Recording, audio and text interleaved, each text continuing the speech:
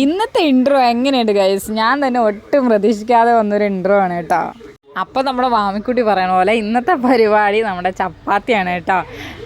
ഞാനേ ഇന്ന് ഇങ്ങനെ ഒരു വീഡിയോ എടുക്കാൻ കാര്യം എന്തൊക്കെ ചേഞ്ചസ് അല്ലേ വന്നിരിക്കുന്ന ആലോചിച്ചേട്ടാ. എനിക്ക് പ്രത്യേകിച്ച് വലിയ ചേഞ്ച് ഇല്ല, അതുകൊണ്ടാണ് അത് ചെയ്യാനുള്ളൊരു കാര്യം കേട്ടോ.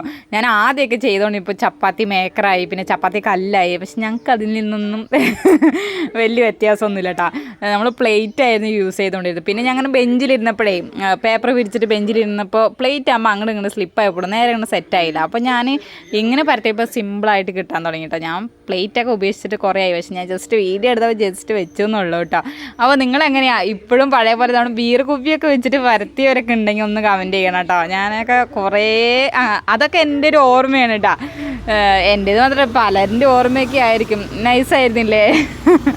പക്ഷേ ഇതിൽ നിന്നൊക്കെ ഇപ്പോൾ ഭയങ്കര വ്യത്യാസമായില്ലേ പരിപാടികളൊക്കെ.